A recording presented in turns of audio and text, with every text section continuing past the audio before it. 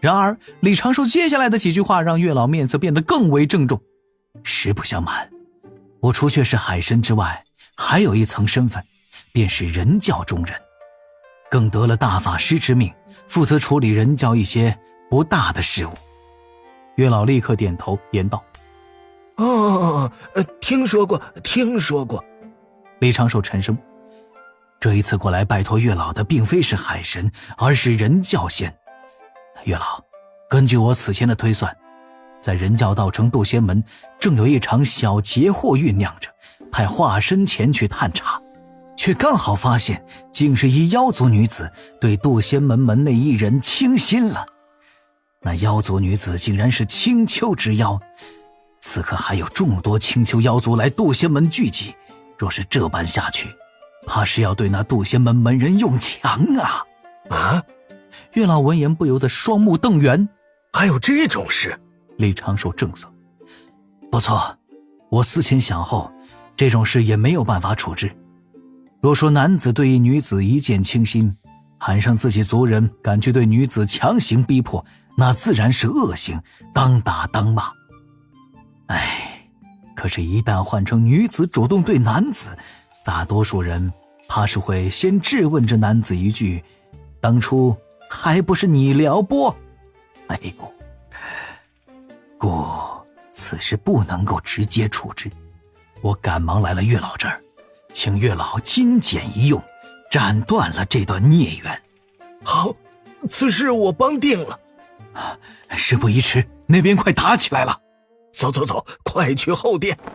月老抬手震了震衣袖，抓住一把金剪刀，匆匆赶去后殿。李长寿自后趁机跟上。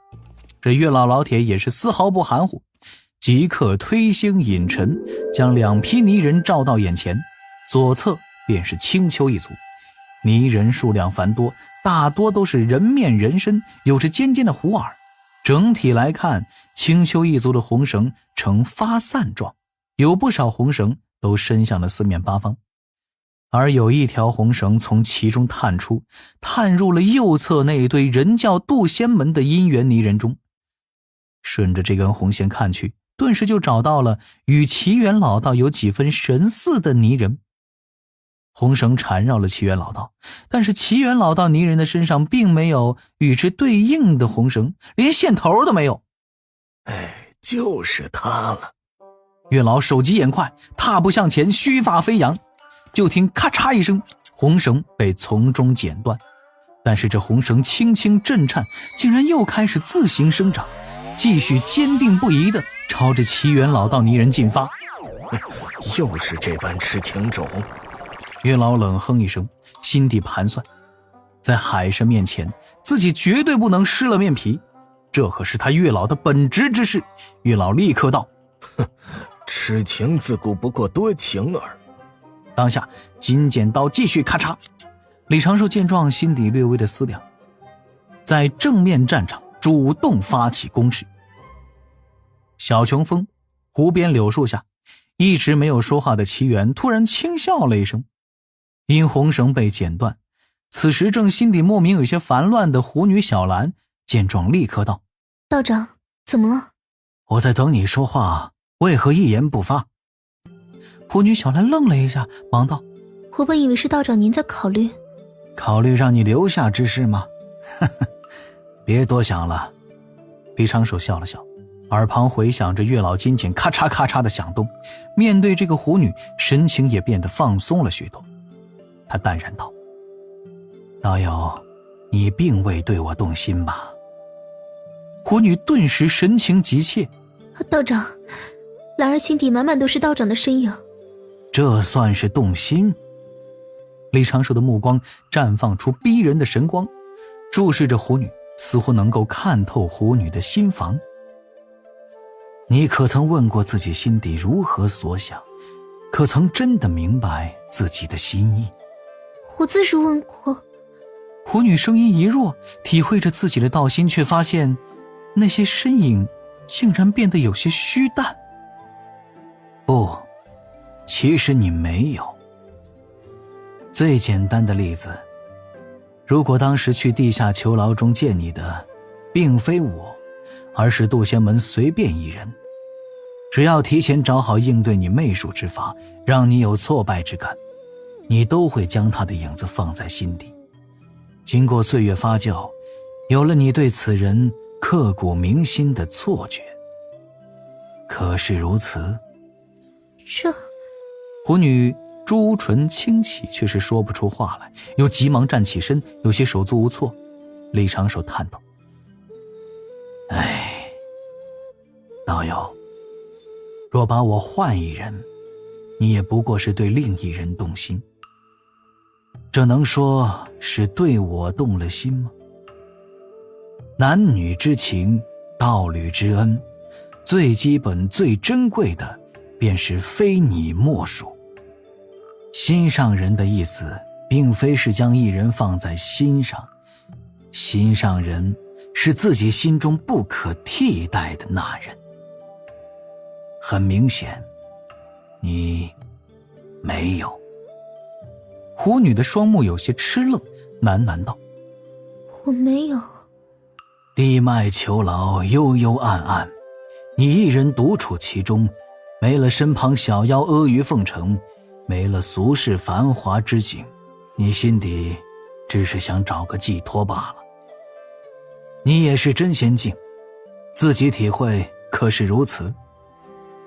道友，你心动的并非我奇缘。狐女的身形后退2步，目中满是茫然，低声喃喃：我心动的不是奇缘道场，我心动的是寂寞。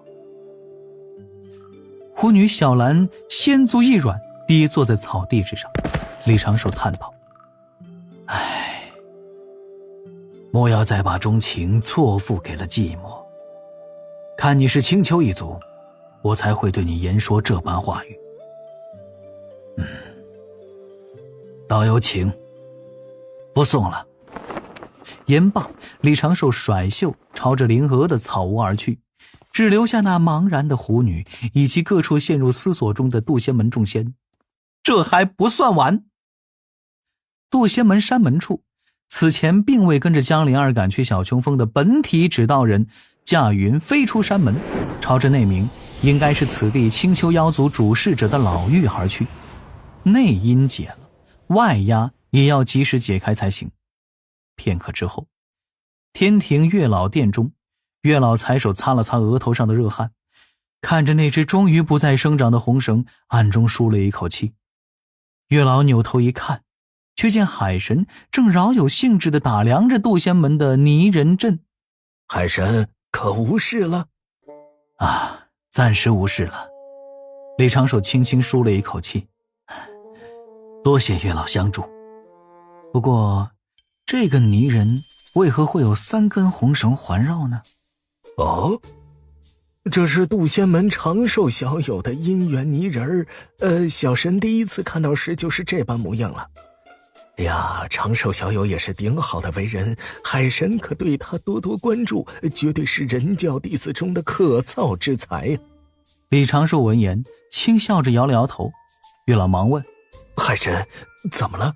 啊，无妨。李长寿心底轻叹，却也只是在说：哎呦喂，可别再多了。这狐女离开渡仙门时，美目之中依然有些茫然。李长寿注视着狐女的背影，心底全方位地衡量着此事的后续影响，想着自己还能再做些什么。因果这种东西，当斩不斩，必受其乱，日后发难，小命完蛋。此时应当已经算是跟着狐女斩断了因果。虽然自己的手段有一点点小过激，但是总归好过让此事继续发展下去。青丘一族，李长寿其实在古籍上看到过这一族的记载。这一族在上古时就小有名气，他们是比较具有浪漫主义气息的一支妖族，不斗法不争夺，一心只想谱写一些浪漫动人的感情故事。此正是洪荒大能何其多，唯有浪者留其名。青丘一族跟轩辕坟3妖应该没什么关联，天下狐妖这么多，不可能这么简单就碰上吧。李长寿的心底沉吟几声，心底思量着此前一直在考虑的问题。轩辕坟是轩辕皇帝归于火云洞后，后人以其衣冠立下的陵墓。封神劫难时曾被妖族所占。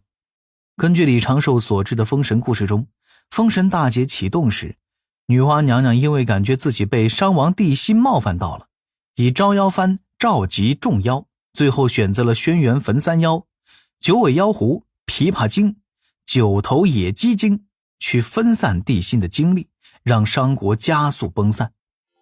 那只九尾妖狐附身到了冀州侯苏护之女苏妲己的身上，与地心谱写了一段后宫独宠的经典爱情故事。一起霍霍了商国那么多的良臣，留下了后世无尽的骂名。所以说，故事里的那只九尾狐到底叫什么呢？李长寿沉吟几声，随之哑然失笑。自己想这些也是白费功夫，哪怕提前找到了九尾妖狐，自己做不了什么，更不会去做什么，这本就是和自己无关之事。还是想想稍后去了火云洞，见到了人族众先贤，该如何跟大佬们交流感情，顺便问一问落宝铜钱的下落吧。李长寿的本体指道人站在山门前，注视着那些飞走的妖族。小琼峰上，各位渡仙门仙人已经散了，预计接下来的几日，山中会出现各种道侣矛盾，而李长寿为了稳定门内风气，已经是将各类问题的统一答案传声给了九巫，让他赶紧在门内小范围的传播。比如果门内众老夫老妻遭遇你当年与我结好，可是因为修道寂寞，这种问题就用一个统一的格式回答。先说个名字，某某。你我曾分开的那段时日，不是因为寂寞才想你，而是因为想你才寂寞。就这种回答啊，反正有没有用，这李长寿就不敢保证了，但总好过支支吾吾不知道该如何应对吧。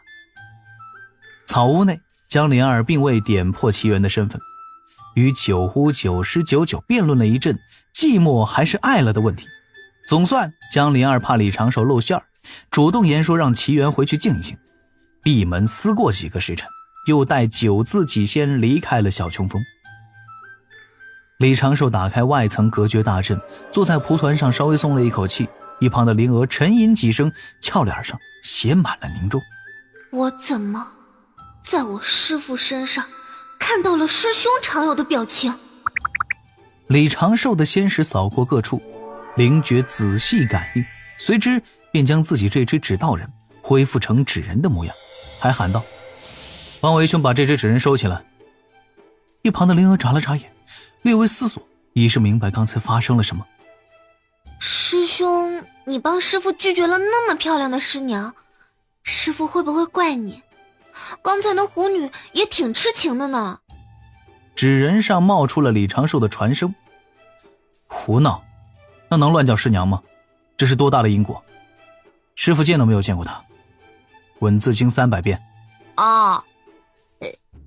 灵娥做了一个鬼脸，迅速将这纸人收起，放入袖口宝囊中。他刚把纸人收好，李长寿的身形就从山门方向飞回小琼峰。李长寿驾云落在了灵娥的草屋前，坐在了自己专属的圈椅中，继续思索后续可能出现的问题。这事儿啊，也是人算不如天算。师兄，灵娥的小脑袋从一旁凑了过来，俏脸上写满了认真，离着李长寿的面容不过1尺。灵娥俏脸泛红，满是认真。我一点也不寂寞。稳字经300遍，合计600遍，本师妹自己领了。言罢，得意的一笑，还对自家师兄露出了几分挑衅的目光。李长寿满脸的黑线，这什么情况啊？3年不必兜你要上天呗。正此时，师父草屋周遭仙力结界被李长寿收回，草屋屋门顿时被拉开，一名美貌女子举着拂尘就跑了出来，发出了一阵苍老的怒斥：哼，你这逆徒，给为师过来！李长寿赶紧对师父点出一指，顺手开启了小琼峰翻修后增加的多重隔绝大阵。就听砰的一声，那美貌女子化作了奇缘老道的模样，怒气冲冲，胡须乱颤，举着拂尘就冲到了李长寿的身前。李长寿一把就拉住了灵娥，熟练的躲到了自家师妹身后。师父，弟子已经把事给摆平了。你摆平什么了？奇缘眼睛一瞪，骂道：哼，还误将钟情错付给了寂寞。嘿嘿，你到底从哪儿学来的这些歪理哟？还不是师父您教的好吗？师父，弟子只是对症下药，断了他的念想。奇缘老道怒道：这事儿你要是做错了就认，给人解释清楚，赔个礼不行吗？啊，师父，此事绝非是赔礼就能解决的，那样只会越搞越乱。而且弟子并未对他做过什么，也没有什么可赔礼之处，他自己多想罢了。师父，您别生气，伤肝，伤到肌啊，伤到肌。老道我今日，奇缘举着拂尘就要打，李长寿以灵娥为中轴，以秦王绕柱之法闪躲，逗得灵娥娇笑连连。突然之间，李长寿想到了隔壁草屋中的九羽狮与熊灵力，心底略微思量，决意成全师父一把。哎呀！李长寿脚下一晃，顿时朝着门外趴倒。奇缘老道举着拂尘就冲了上去，对着从李长寿小时候打到现在的臀部一阵猛抽，口中还振振有词地教育着：为人正直，与人良善，为师都是如何教你的啊？灵娥在旁边掩口轻笑地看了一阵，凭他观察，师兄现在还是纸人，所以他自然不会心疼。但是随之灵娥也想到了跟自己一同过来湖边的雨师小师叔，顿时明白了一点什么。他清了清嗓子，两步扑了上去，张开双手面对着奇缘老道。